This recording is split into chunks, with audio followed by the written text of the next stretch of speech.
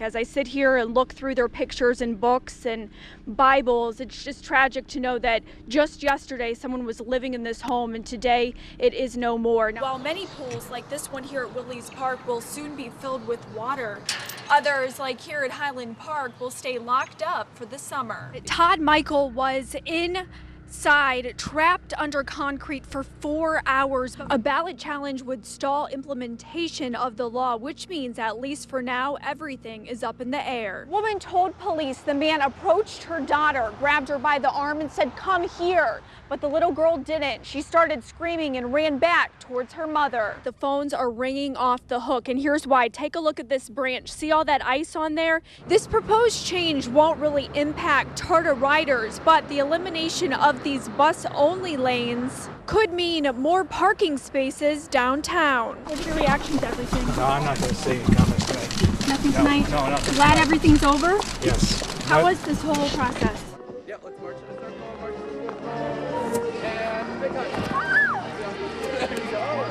Yeah, not as good as Ryan, but he's been showing me how to do it. So we'll be practicing throughout the morning. They are making progress out here. We do know now, and you can probably see behind me, there are 2 holes punched in the side of the silo. Police officers from as far as South Carolina came out to support Officer Dunn's family and the Sandusky Police Department.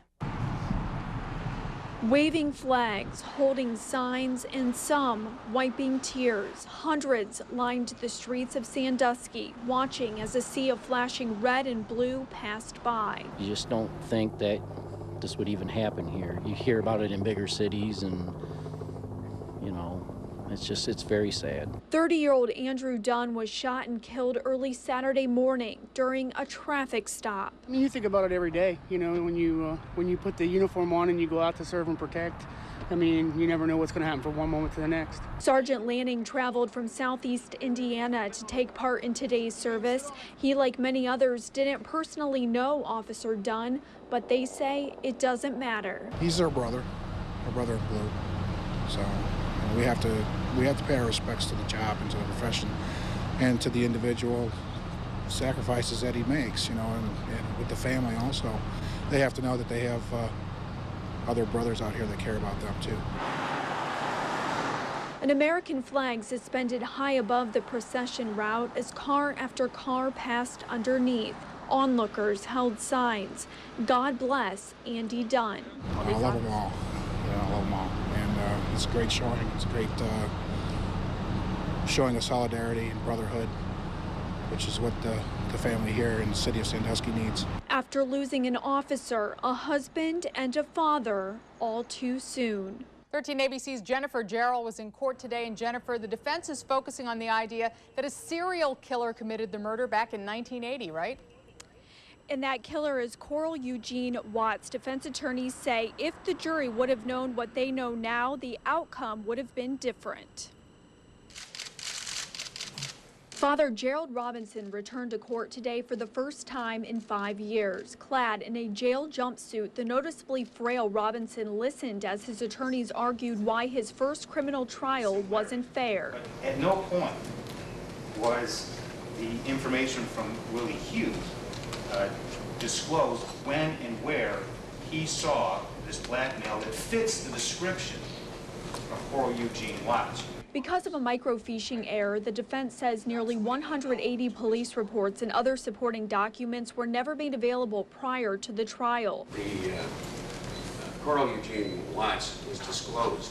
The prosecution says the evidence pertaining to Watts was presented to the defense before the trial, and simply the defense at the time was unable to handle the prosecution's case. They had no good way of countering any of the strong evidence that the state had, and what they're attempting to do is create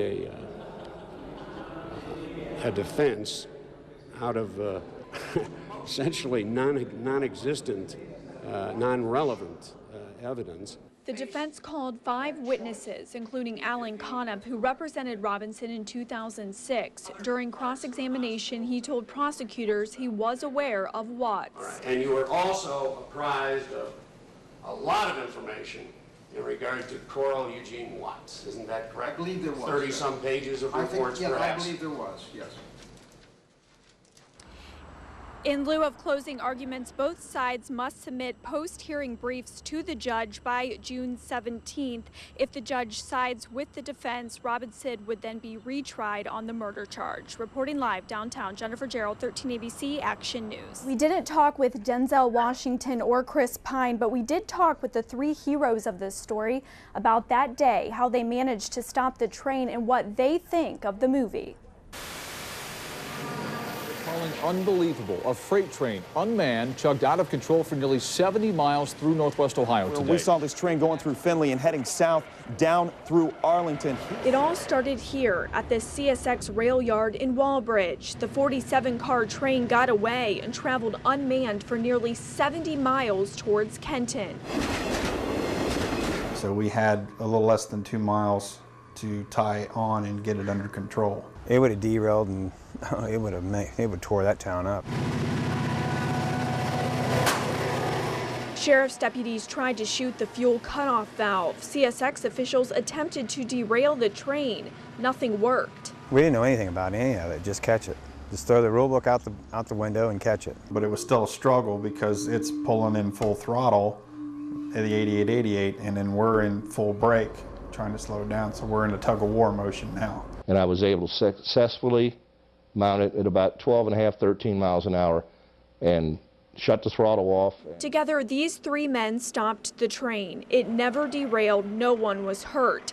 They thought the story was finished. We have an unmanned train rolling into a highly populated area with no air brakes. Yeah. 20th Century Fox contacted the three men about plans to make a movie based on their story. John Hosfeld hasn't seen the movie yet, but Jesse and Terry have. They say the storyline is accurate. I'm Will Colson. We're working together today. Train 1206. Is there a problem? I just don't like working at a damn daycare center. I don't like working at a retirement home, so. All right. And the characters mirror themselves. Where he comes in and introduces himself to Denzel and another older guy that's sitting at the bench, and he sticks his hand out and nobody shakes his hand, and he asks if there's a problem. That really happened to me. That was my first day on the railroad. How about you? You married? Got 2 beautiful daughters. He's a widower. And he has 2 daughters that work at Hooters. And both my daughters worked at Hooters. These men say they're proud not only to be part of the movie, but also to be part of the story. The production company did pay the men for their story. When I asked how much they got, Terry Forson laughed and said, "I'm still working for the railroad." The men were also invited out to Los Angeles for the premiere of the movie. Unstoppable was released nationwide today. Reporting live in the Action News Center, Jennifer Jarrell, 13 ABC Action News. Really was an amazing story. Now it'll live. Over here, the Walters family, both a mother and her 5-year-old son, they were killed while they were sleeping, and that's just one story of 5 that we're talking about tonight. Everything will be fine. Today, family members embrace one another and volunteers help clean up. She was wonderful. She was a great mom, a great friend, a great coworker. A great boss. It's just someone that we love to work with. Mary Walters and her 5-year-old son Hayden were both killed Saturday night when a tornado demolished their home. Mary's husband Ryan and daughter Madison were also inside. Both remain in the hospital.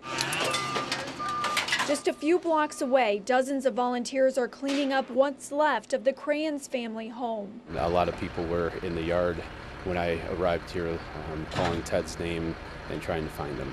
46-year-old Ted Krantz was killed when debris from his home fell on top of him. His family tells us the father of 3 was walking upstairs to turn on the generator. A great father, took care of his kids very well, took care of my sister very well. In Walbridge, a 20-year-old father is struggling with the loss of his best friend. She got out of the car. Jarrell Lathrop and his girlfriend, 20-year-old Bailey Bowman, were returning home from dinner. They could see the tornado heading right for them. And I tried to get out. When I got out, the door flung open and hit the quarter panel and sucked me right out of the car. The tornado picked me up and slammed me against the side of the building. Jarrell only has a few cuts and scrapes. He says he will never understand why he's still here and she's now gone.